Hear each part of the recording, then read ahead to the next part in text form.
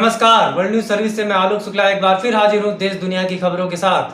आगे बढ़ने से पहले एक नजर आज की हेडलाइंस पर। राष्ट्र के नाम संबोधन में बोले पीएम मोदी, कहा भारत की होगी 21वीं सदी। पीएम मोदी ने दिया आत्मनिर्भर भारत का नया नारा, कहा भारत ने आपदा को अवसर में बदला। लद्दाख सीमा पर नजर आए चीन के हेलीकॉप्टर, भारत ने तैनात किया लड़ाकू विमान। 50 दिनों बाद फिर पटरी पर दौड़ी ट्रेन, नई दिल्ली से कई राज्यों के लिए हुई रवाना। पूर्व प्रधानमंत्री मनमोहन सिंह की सेहत में सुधार, एम्स से मिली छुट्टी। दुनिया के सबसे अमीर मंदिर तिरुपति को 400 करोड़ का नुकसान, फिर भी नहीं कटेगी 2300 कर्मचारियों की सैलरी। पीएम मोदी की बैठक में बोले योगी, प्रवासी मजदूरों की समस्या बड़ी चुनौती। केजरीवाल ने जनता से मांगी राय, 17 मई के बाद दिल्ली में कहां छूट दें और क्या रखें बंद। चीन में कोरोना वायरस का शुरू हुआ दूसरा दौर, 16 नए मामले आए सामने। अमेरिकी नागरिकता के चलते भारतीयों के बच्चों को देश में आने पर रोक, सरकार से मांगी मदद। अर्थव्यवस्था को पटरी पर लाने की तैयारी, पीएम मोदी ने राज्य सरकारों से मांगे सुझाव। आपत्तिजनक टिप्पणी मामले में भाजपा प्रवक्ता संबित पात्रा के खिलाफ एफआईआर दर्ज, बढ़ सकती है मुश्किलें। आसमान में आज मिलेंगे शनि चंद्रमा और बृहस्पति, पहले कभी नहीं दिखा ऐसा नजारा। हरियाणा सरकार की हिदायतों पर चलेगा काम, औद्योगिक क्षेत्र में 50 दिन बाद शुरू हुई फैक्ट्रियां। दिल्ली हाईकोर्ट का आदेश, राजद्रोह मामले में जफरुल इस्लाम खान के साथ पुलिस न करे कोई जबरदस्ती। आगे के समाचार विस्तार से। पीएम मोदी ने अपने संबोधन में बताए भारत की ग्रोथ के 5 pillar, economy, infrastructure, system, demography और डिमांड। WNS दिल्ली से मिली रिपोर्ट के मुताबिक कोरोना संकट के बीच मंगलवार को प्रधानमंत्री नरेंद्र मोदी ने 5वीं बार देश को संबोधित किया। इस दौरान उन्होंने लॉकडाउन के चौथे चरण को लेकर कहा कि 18 मई से पहले लॉकडाउन के बारे में बता दिया जाएगा।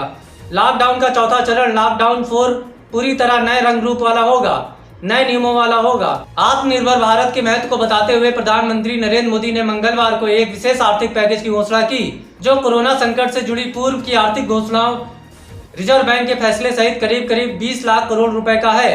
प्रधानमंत्री ने कोविड-19 के मद्देनजर लागू देशव्यापी लॉकडाउन के बीच राष्ट्र के नाम संबोधन में इस आशय की घोषणा की है।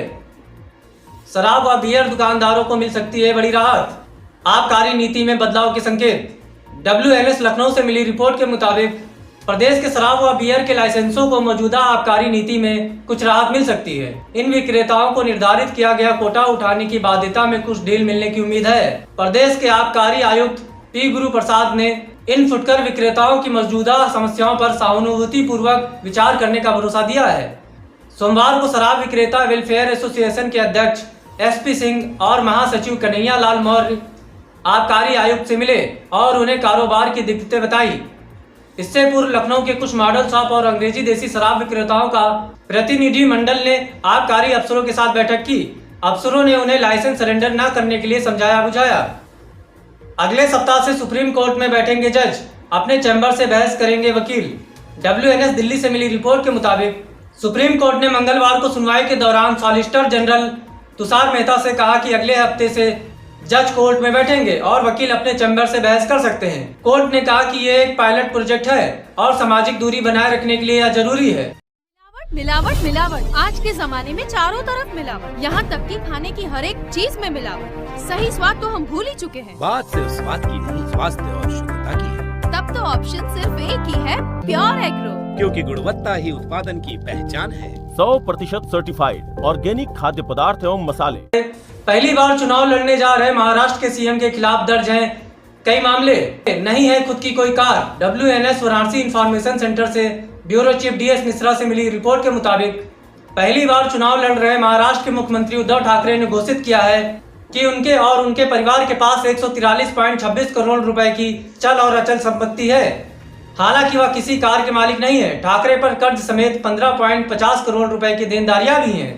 भारत निर्वाचन आयोग को सोमवार को दिए चुनाव हलफनामे में ठाकरे ने अपनी संपत्ति और आय के स्रोतों के बारे में बताया है। हलफनामे के मुताबिक उनकी पत्नी रश्मि की आमदनी विभिन्न कारोबारों से होती है। वह शिवसेना के मुखपत्र सामना की संपादक भी हैं। ठाकरे ने अपने हलफनामे में बताया है कि उनके पास कोई कार नहीं है। उनके खिलाफ पुलिस में 23 शिकायतें दर्ज हैं, जिनमें से 14 सामना और दोपहर का सामना में मानहानि कारक सामग्री या कार्टून से संबंधित है। उन्होंने अपने दोनों बेटों को उन पर निर्भर नहीं बताया है, लिहाजा हलफनामे में उनकी संपत्ति और देनदारियों का जिक्र नहीं है। उड्डयन मंत्रालय का बड़ा बयान, 80 साल से ज्यादा उम्र वाले नागरिकों की हवाई यात्रा पर पाबंदी। WNS दिल्ली से मिली रिपोर्ट के मुताबिक नागरिक उड्डयन मंत्रालय ने कहा है कि लॉकडाउन के बाद उड़ानें शुरू करने से संबंधित गाइडलाइन अभी जारी नहीं की गई है। मंत्रालय की ओर से कहा गया है कि मीडिया में ये रिपोर्ट चल रही है कि उड़ानें शुरू करने को लेकर SOP जारी की गई है, जिसके मुताबिक पहले चरण में 80 साल से ज्यादा उम्र वाले वरिष्ठ नागरिकों के हवाई यात्रा करने पर भी पाबंदी होगी। अब मंत्रालय की ओर से कहा गया है कि ये फाइनल नहीं, ये सुझाव मांगे गए थे। 60,000 करोड़ रुपए से हो सकती है बैड बैंक की शुरुआत। WNS मुंबई से मिली रिपोर्ट के मुताबिक देश के बैंक अब जल्द ही बैड बैंक में अपने NPA को ट्रांसफर कर सकते हैं। शुरुआत में बैड बैंक में 60,000 करोड़ रुपए से अधिक के NPA को इस बैड बैंक में ट्रांसफर किया जा सकता है।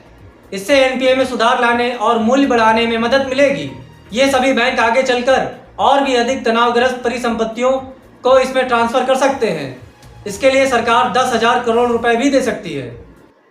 आज के समाचारों में बस इतना ही। हम कल फिर हाजिर होंगे कुछ नई खबरों के साथ। तब तक के लिए नमस्कार।